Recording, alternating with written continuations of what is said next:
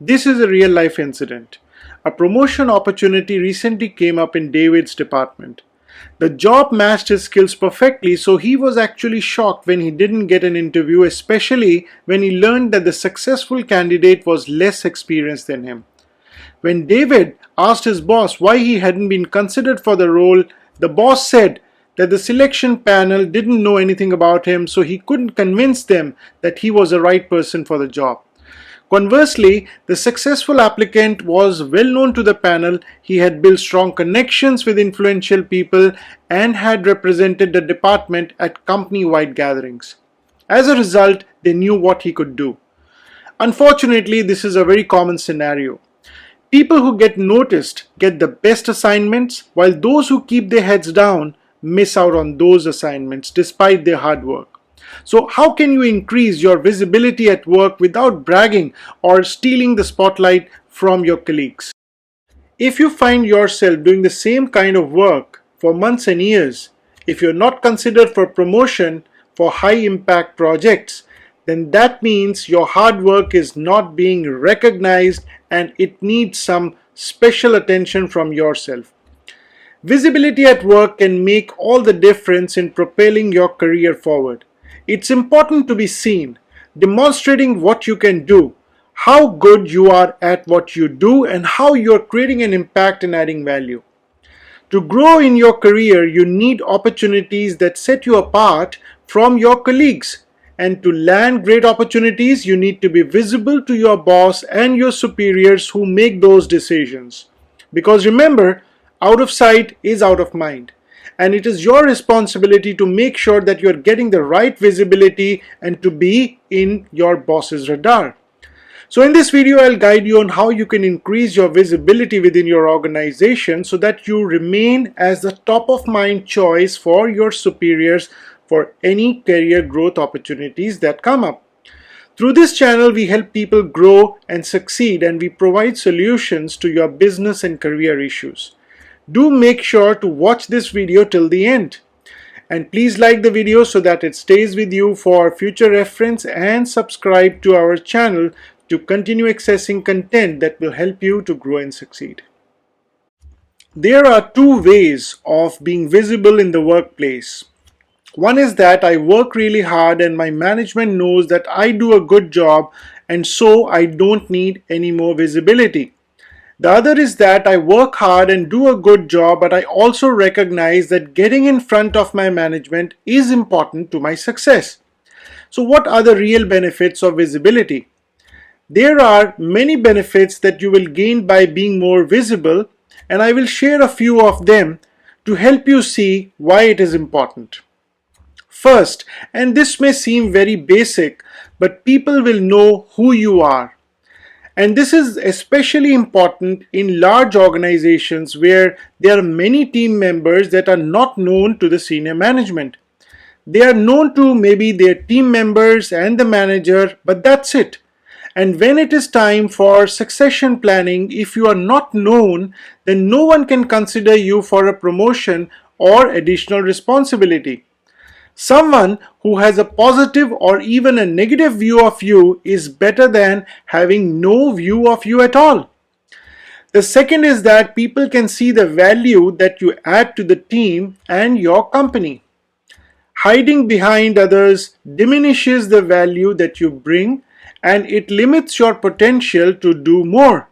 So ask yourself why you are doing this, why you are hiding behind others.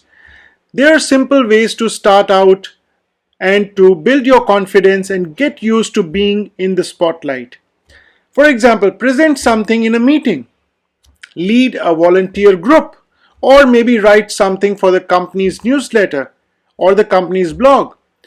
Try these things or other things that push you out of your comfort zone, but also ensure that they fit well with who you are and your style. And finally, there is a benefit that it brings to you and your team. Your visibility automatically helps provide a view of what your team is doing if you talk about it. Share the accomplishments and wins that they have and what they are working on next. It also helps to provide visibility to the team members who are ready for the next step. Introduce them to people who have influence, give them opportunities to lead things, and talk about them when you're having conversations with senior management. Most of us shy away from spotlight due to various reasons. Let's look at some of the reasons why some of us feel better off without being seen. First, you assume your boss knows everything that you do. One of the very common mistakes people make is assuming that their boss knows everything that they are doing and they do not feel the need to do anything extra to advocate for themselves. They believe that their work will speak for itself. It's unreasonable to expect that your boss will give you opportunities since they can see what's going on. But the truth is that your manager has a lot of other things that need their attention, and keeping tabs on how you are creating impact is the least of their concern unless it is really outstanding. Another way to look at it is this: even though you get your work through your boss, but what kind of challenges and difficulties you face and solve is not always obvious. The kind of different thinking you had to do, what trade-offs you had to make, and how many nights you had to work extra, what smartness you applied, all of this is not very obvious. So it's unreasonable to expect that your boss will understand and be able to see everything that happens behind the scenes. Second, you avoid conflicts by not expressing differing opinions. You are basically a neutral person and want to gel with everyone. Challenging opinions and processes are not really your thing, and you are more than happy to follow along what is asked of you. You value status quo at workplace more than anything else. Conflicts are just not worth your energy, so you don't question, challenge, or express a different opinion. Another reason could be that you are uncomfortable with the spotlight due to your low confidence. You are afraid of being wrong or failing to live up to expectations. So being low key is your mantra. Visibility makes you uncomfortable, and you are better off being that individual contributor who works in silos and minds his or her own business. Avoiding more responsibility maybe to balance your family needs. So you don't want to volunteer, ask for high profile work, or take up projects that have high visibility and impact for the fear of disrupting your work life balance. You're not in a position to trade your family time and needs for meeting the demands of your work.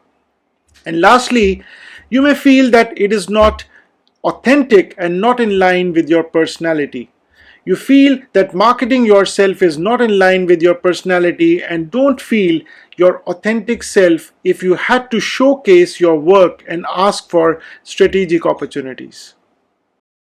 Creating visibility doesn't have to be a burden such that it feels overwhelming. It can be improved by employing some simple tips that are based on genuineness and authenticity. The first step to making any progress is identifying the real reasons why we hold ourselves back. If you can identify with any of the reasons that we just discussed, then wow, you have tackled the very first hurdle. And now I will tell you what you can do to improve your visibility at your workplace and be the first priority for your boss. But also keep in mind that this is not an overnight game changer. It requires you to build a certain credibility and rapport with your boss to start things working for you. So here are a few things that you can start doing to get better visibility at work. First, genuinely care about your team, your company, your clients, and generally about the work you do and how to do exactly that. You can start by understanding how the work you do fits the larger picture and how it impacts your company's and clients' business. By speaking up in meetings and asking questions, especially in larger forums. By asking why we do certain things, how to do certain things, and what is important for us, you demonstrate that you are invested in the company's goals and you care about achieving them. Voice your opinions, ideas, challenge norms, and always seek to identify and solve problems. simply by being more than just an individual contributor who does what he or she is told, do and go an extra mile. Some people who are really good in their work struggle to speak in meetings because they fear their question may not be good enough and that they would look foolish.